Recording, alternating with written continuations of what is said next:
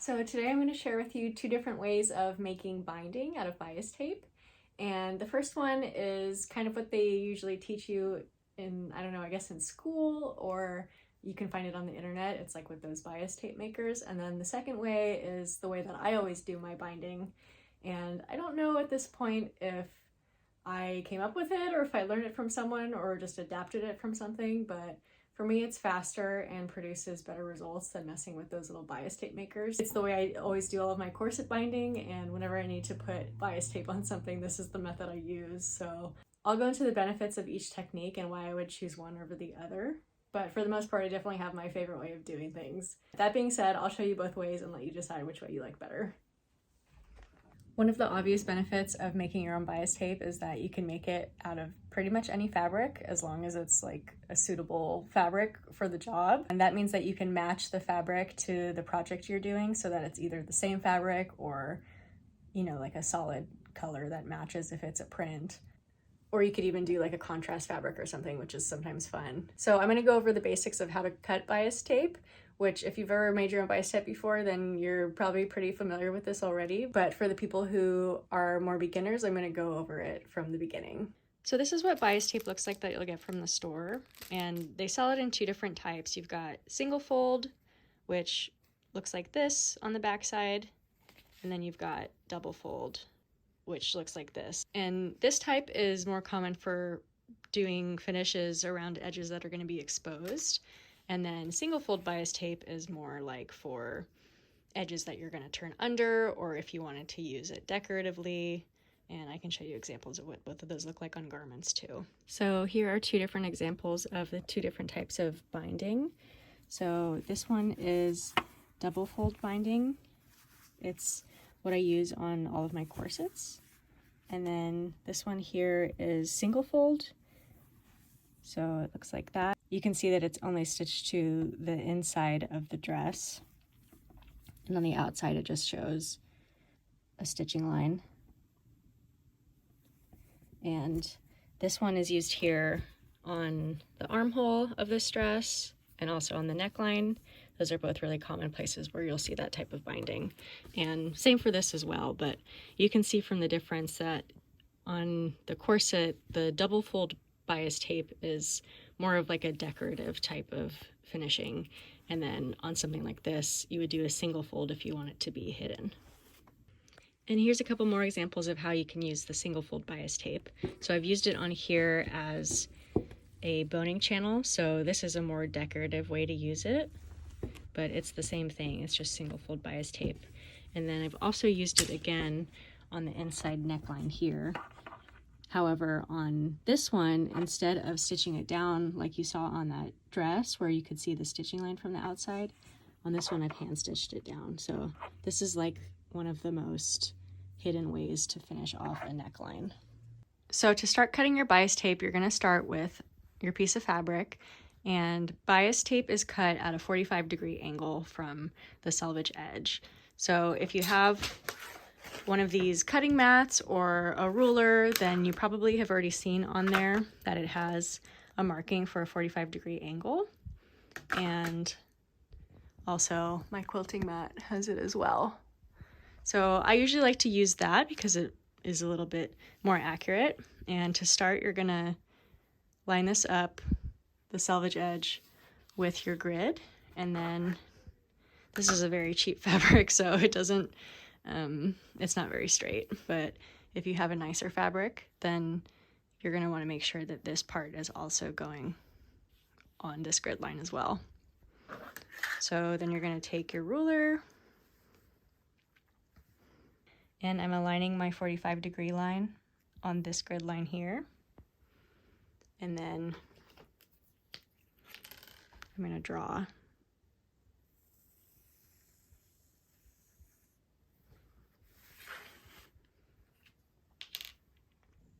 So now that we've got sort of our foundation line drawn here, we need to decide how wide we're going to cut the strip of fabric. So how wide you'll make it depends on what type of bias tape you're making. So if you're going to do the single fold bias tape, then you want it to be 2 times the finished width of your piece of bias tape. And then if you're doing double fold bias tape, you're gonna do 4 times the finished width. So let me show you what that looks like in action. So my bias tape maker is 12 millimeters, which is about a 1/2 inch. So if I'm gonna do single fold bias tape, then I'm gonna make it 1 inch wide. And for my double fold bias tape, I also want it to be a 1/2 inch finished. So that would be 2 inches total that I'm cutting the strip of fabric. Here I have double the fabric. So for demonstration purposes, I'm going to cut the 2-inch wide piece first, and then I'm going to cut the other one down. So since we've already got this line here, it's pretty simple. We're just going to measure 2 inches from that line. And usually I'll cut this with a rotary cutter, but if you don't have one, or if you don't have a cutting mat, then it's just as easy to do it with scissors this way.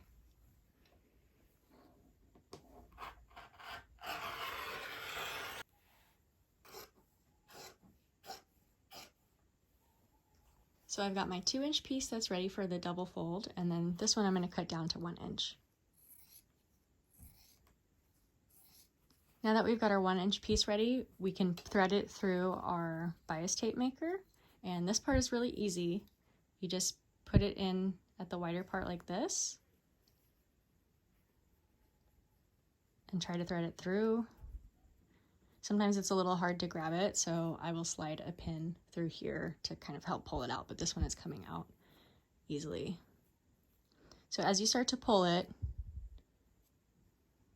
it starts to fold it for you. And before I get too far along doing this, we need to take this to the ironing board. So at my ironing board, I like to pin this down like this.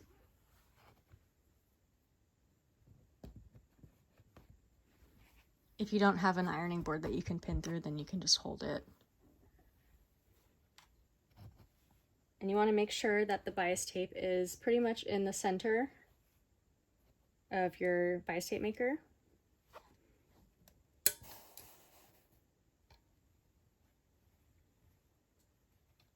And you're just going to pull it like this and iron as you go.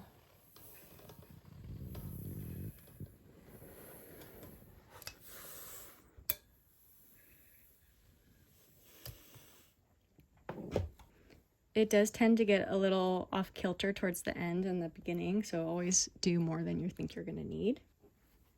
But once it's done, it looks just like that. Just like the stuff that you buy from the store. And if you were doing double fold bias tape, it would be the same exact process. You would just fold this under again, and then you've got double fold. This would make a 1/4 of an inch double fold bias tape, which is usually a little bit small for me to work with, but it does have its applications. So the process for making the double fold bias tape is going to be the same thing as long as you're using one of these. I don't really like to use bias tape that's already been ironed because I feel like once it's been ironed, then the fabric becomes less workable. It's kind of already sealed into position, and that's sort of the opposite of what we want our bias tape to do. So let me show you my method, which requires no ironing up until you start sewing. So this is just a little scrap of fabric that I cut into the shape of a neckline and an armhole. So I'm going to show you both different methods, one using the bias tape from the bias tape maker, and then one using the bias tape that I do my own way. So most bias tape applications, when you're sewing it onto a garment, you sew it from the outside first, and then you flip it over and you sew it from the inside, and you do a technique called stitching in the ditch. And you do the stitching in the ditch because it makes it so that the stitching is invisible from the outside. But I feel like if you already have an exposed binding, then it doesn't really matter if you can see the stitching or not. I kind of like the look of the stitching, and I think that it's a more technical detail. So I hate doing it this way. I never do the stitch in the ditch. It's a waste of time. And when you forego that process, then you can do the bias binding my way, which you will find is a lot faster. So counterintuitive to stitching in the ditch, we're not going to start sewing the bias tape from the outside first. We're going to sew it from the inside. So I'm going to label this first so that we don't get confused. This is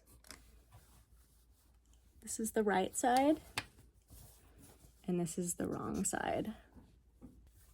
So I'm going to start stitching my bias tape from the wrong side. And as you sew bias tape, one of the most important things that you're supposed to do is give it a slight pull as you sew it. And as you get around these curves, you're going to want to pull it even more.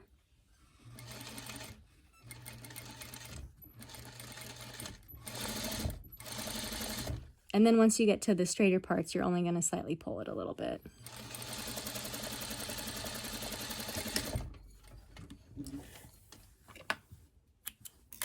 So we've got that sewn on this side. Now you're going to want to take it over to the ironing board and you're going to press this like that. So let me go do that real quick. So that's done, and now I can flip this over. And I'm just going to fold this over like this once, and then fold it again and pin it. And I do that in several places, as much as I need.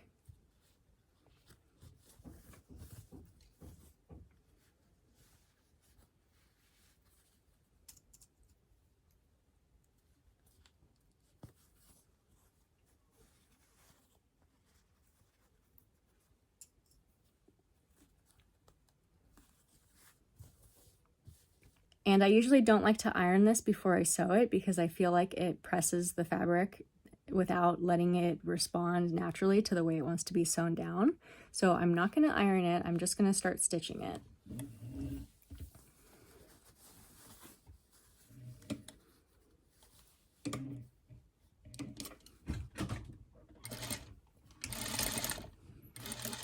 And this part does take a little practice, but the more you do it, the better you get.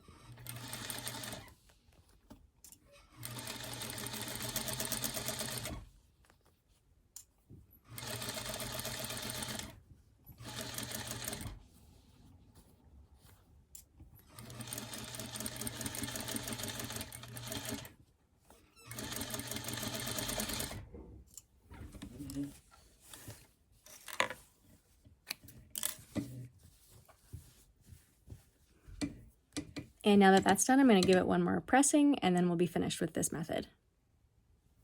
So now that this is ironed, you can see that on the outside you have this nice clean top stitch. And then on the inside, it also still looks really nice, but the stitching might not be as even. It might not fall exactly in the ditch, as they call it, but still a pretty presentable look from the inside of the garment. Now with the second method, with the pre-made bias tape, I'm going to do it on this seam. And I'm just going to cut off the parts that weren't totally perfectly ironed. I really don't like this method because as I was ironing this, I was already pulling on the bias tape, so it's sort of lost a lot of its natural give already. So I'm not going to be able to get as taut of a stitch when I apply this one. I'm going to treat this one as single fold bias tape so you can see how that works.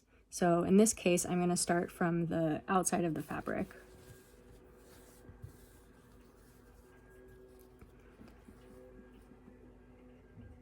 And with this one, it's a little bit less forgiving where you stitch as well. So you have to stitch exactly within the fold line, which can be hard for beginner sewers to get it right exactly there.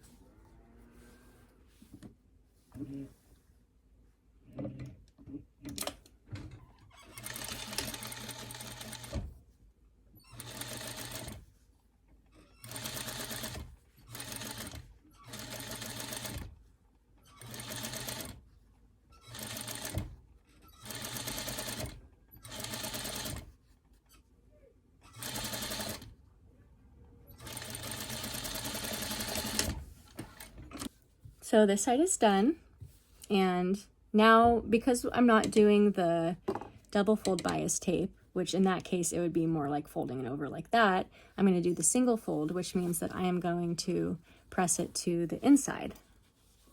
And when I do single fold bias tape, I like to do a row of understitching first before I apply the other side down, so I'm going to do that.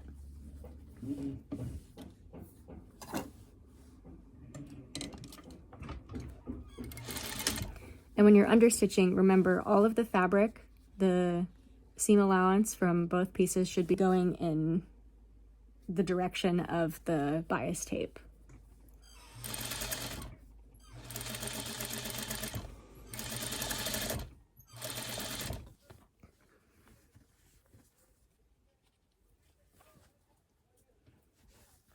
So now I can go iron this down, and then I'll be back to finish the other side. So again, I really don't like this method of using the bias tape maker because I really wasn't able to pull the bias tape very tightly when I was applying this.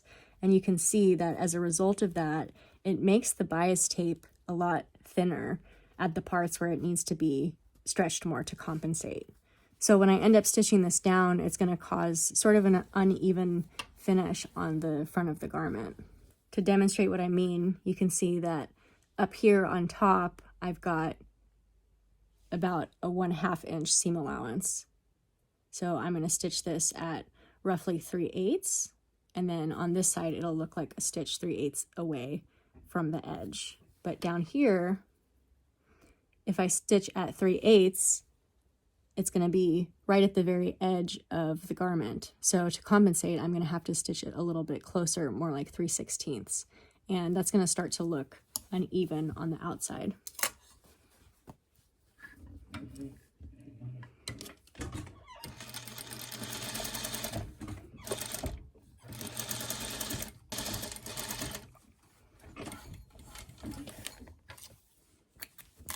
So you can see now on the finished piece that on this side where the binding didn't really need to be stretched, my stitch line ended up more at 3/8, and down here it starts to get a lot skinnier and it's more like 3/16.